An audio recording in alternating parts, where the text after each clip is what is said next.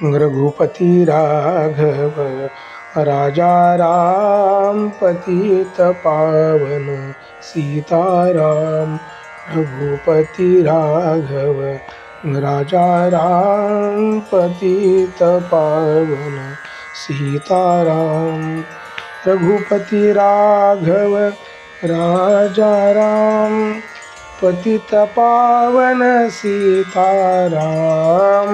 रघुपति राघव राजा राम पतित पावन सीताराम। रघुपति राघव राजा राम पतित पावन सीताराम। रघुपति राघव राजा राम पतित पावन सीताराम। श्रीराम समर्थ। जयाचा जनी जन्म नामार्थ झाला, जयाने सदा वासनामात केला। जयाच्या मुखी सर्वदा नाम कीर्ती, नमस्कार त्या ब्रह्म चैतन्य मूर्ती। जय जय रघुवीर समर्थ सद्गुरु श्री ब्रह्म चैतन्य महाराज की जय।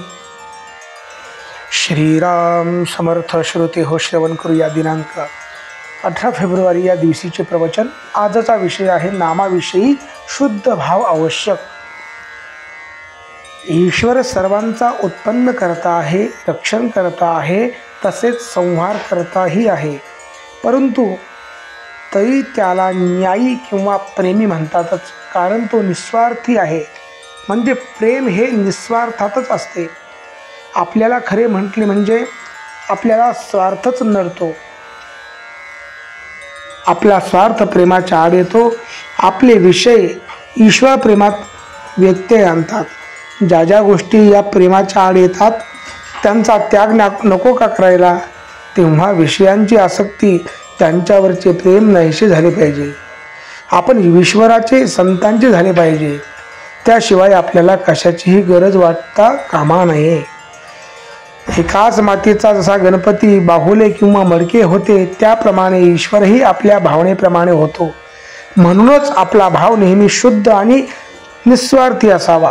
मुळाशी पाणी घातले की झाड वाढते, पण आपण मुळापर्यंत जातच नाही, तेव्हा भाव शुद्ध कसा होईल ते पहावे। उदाहरणार्थ, एकादशीच्या दिवशी उपवास करायचा एवढेच आपल्याला ठाऊक असते, पण एक गृहस्थ एकादशीला भगवंताचे नामस्मरण करायचे सोडून 12 वाजेपर्यंत अंघोळ न करता अंगण मोरी झाडत बसला, असे आपले चुकते। थोडक्यात म्हणजे आपल्याला मुळात काय पाहिजे हेच कळत नाही। कावीळ झाली म्हणजे डोळ्याला खरे रूप कसे कळणार? म्हणून ज्याचे डोळे साफ आहेत तो सांगेल त्याप्रमाणे वागावे। याकरिता गुरु आज्ञा प्रमाण मानून आपण वागत जावे। नाम श्रद्धेने आणि शुद्ध भावनेने घ्यावे, म्हणजे मनात शंका येत नाही। या भगवंताच्या नामाची गोडी एकदा लागली म्हणजे भगवंत नाही आपल्याला सोडित, नामाशिवाय दुसरे सत्यच नाही, ही अशी दृढ भावना झाली पाहिजे। जितकी देहबुद्धी अधिक, नाम अधिक घेतले पाहिजे।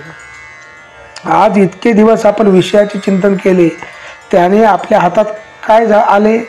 नामासारखे सोपे साधन नाही।